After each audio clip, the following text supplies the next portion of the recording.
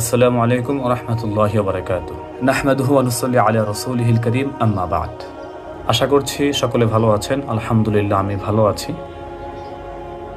আজকে একটা বিষয় নিয়ে আলোচনা করতে যাচ্ছি, সেটা হচ্ছে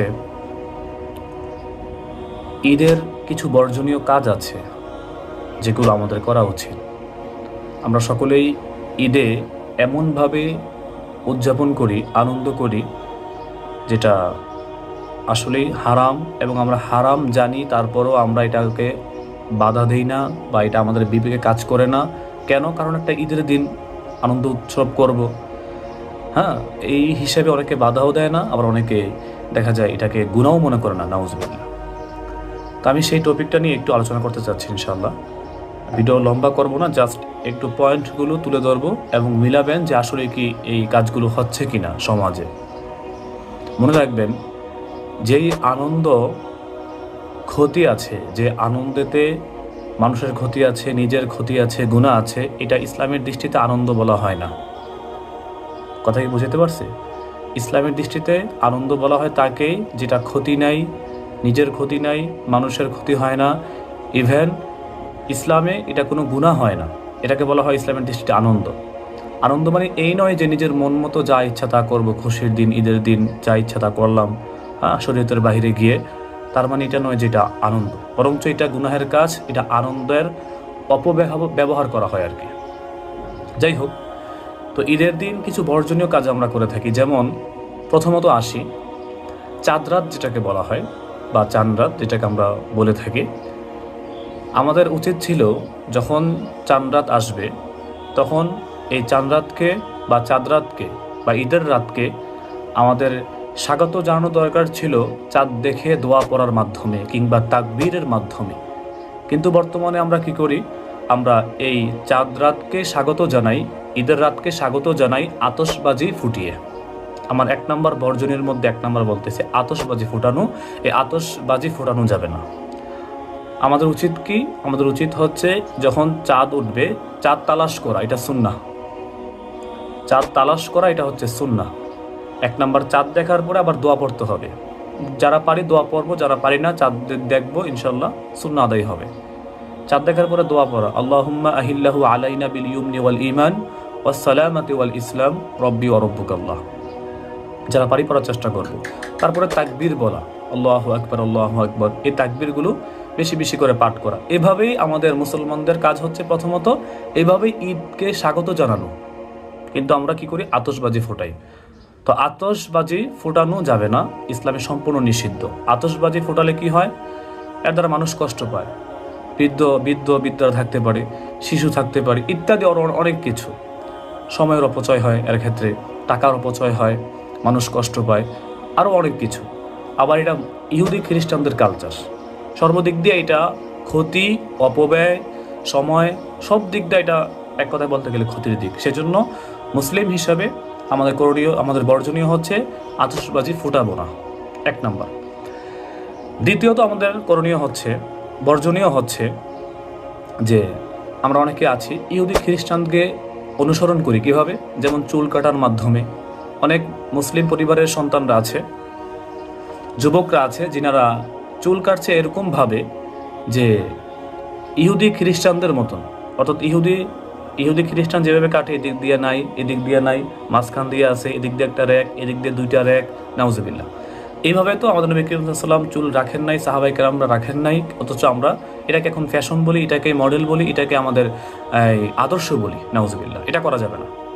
ইহুদি খ্রিস্টানদেরকে অনুসরণ করার মাধ্যমে যদি আপনি অনুসরণ করেন, তাহলে আপনি ওই তাদের সাথে কিন্তু আপনার হাসর নাসর হবে, নাউজুবিল্লাহ। সেজন্য এটা করা যাবে না। ইহুদি খ্রিস্টানদেরকে 2 নম্বর বর্জনীয়, ইহুদি খ্রিস্টানকে অনুসরণ করা যাবে না, চুল কাটার মাধ্যমে হোক, কিংবা আবার অনেক মহিলা আছে ঈদের দিন আরও টাইট ফিটিং পোশাক পরে। হাদিসের মধ্যে আসছে ওই সমস্ত নারীরা পোশাক পরেও উলঙ্গ যারা টাইট ফিটিং পোশাক পরে। সেজন্য টাইট ফিটিং পোশাক পরা যাবে না। 2 নম্বর বর্জনীয় হচ্ছে ইহুদি খ্রিস্টানকে অনুসরণ করা যাবে না। 3 নম্বর হচ্ছে গান বাজনা করা যাবে না।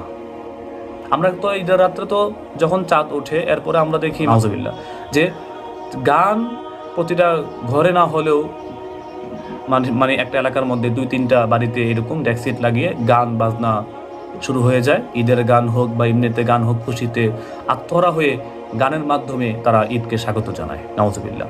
আবার অনেকজন আছে পিক আপ ভাড়া করে ঈদের দিন বা ঈদের পরের দিন এরকম পিক আপ ভাড়া করে বিভিন্ন এলাকাতে রাউন্ড দিয়ে ঘুরে বেড়ায়, তারা উদযাপন করে ঈদটাকে গান বাজনা করে। অথচ গান বাজনা সম্পূর্ণ ইসলামের দৃষ্টিতে নাজায়েজ, কবিরা গুনাহ, আমরা সকলে জানি। তাহলে 3 নম্বর বর্জনীয় হচ্ছে গান বাজনা করা যাবে না, এটা আমরা করবো না ইনশাআল্লাহ।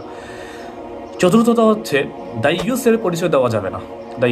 দাইয়ুস কাকে বলে আমরা অনেকে হয়তো এটার সাথে পরিচিত না। দাইয়ুস অর্থ হচ্ছে আত্মমর্যাদা, গায়রত। ঠিক আছে, যে নিজের বিবিকে পর্দায় যারা না রাখবে, নিজের মেয়েকে, নিজের বোনকে যারা পর্দায় না রাখবে, তাদেরকে বলা হয় দাইয়ুস। তো আমরা এই দাইয়ুসের পরিচয়টা ঈদের দিন বেশি করে দিয়ে থাকি, এমনিতেও তো দিয়ে থাকি, এখনও আছে, ঈদের মার্কেটও এখন চলছে, দাইয়ুসের পরিচয় পাওয়া যাচ্ছে।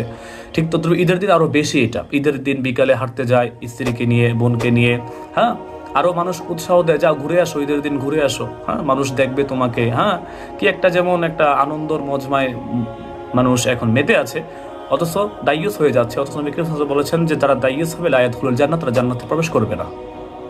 ঠিক আছে, ওই বাবা দাইয়ুস যে বাবা তার মেয়েকে পর্দায় রাখে না, ওই ভাই দাইয়ুস যে ভাই তার বোনকে পর্দায় রাখে না, ওই ছেলে ওই পরিবারের মানুষ দাইয়ুস যে পরিবারের মানুষগুলো তার পরিবারের মহিলাদেরকে পর্দায় রাখার চেষ্টা করে না। সেজন্য আমাদের এই দাইয়ুসের পরিচয় দেওয়া যাবে না। আমরা ঈদের দিন বিশেষ করে অনেক মানুষ নিজের পরিবারকে বলে থাকে যাও ঘুরে বেড়াও, আনন্দ করো, উদযাপন করো, একদিনই তো করবা, সমস্যা কি, নাউজুবিল্লাহ। অথচ একদিনই তো, এটা তো গুনাহ। আল্লাহ তো বলে নাই যে ঈদের দিন তোমরা নিজের মন মতো ঘুরে বেড়াও, নাউজুবিল্লাহ, এটা তো কখনো নাই, বলে না, হাতে কোরআন হয়েছে, কোথাও খুঁজে পাবেন না আপনি। তাহলে দাইয়ুসের পরিচয় দেওয়া যাবে না, 4 নম্বর। 5 নম্বর হচ্ছে সময় ও টাকা অপচয় করা যাবে না। এতক্ষণ পর্যন্ত যা কিছু বললাম, যেমন আতশবাজি, এর কারণে টাকা অপচয় হয়, সময় অপচয় হয়, গুনাহের কাজে সময় অপচয় হয়, বিভিন্ন আড্ডায় সময়ের অপচয় হয়, ইত্যাদি আরও অনেক কিছু, এগুলো করা যাবে না। ঠিক আছে, এই 5টা পয়েন্ট আমরা ইনশাল্লাহ ঈদের দিন করবো না। 1 নম্বর, আবারও বলছি, 1 নম্বর আতশবাজি ফুটাবো না। 2 নম্বর, এই গান বাজনা করবো না। তৃতীয়ত দাইয়ুসের পরিচয় দিব না। চতুর্থত ইহুদি খ্রিস্টানদেরকে অনুসরণ করবো না। 5ম হচ্ছে টাকা, সময়, এগুলাকে আমরা অপচয় করবো না কখনো ইনশাআল্লাহ। আর যারা অপচয় করবে, কোরআনে আছে যে অপচয়কারীকে আল্লাহ তাআলা ভালোবাসেন না। কুলু ওয়াশরাবু ওয়ালা তুসরিফু, তোমরা খাও, পান করো, সমস্যা নাই, কিন্তু ওয়ালা তুসরিফু, তোমরা অপচয় করিও না।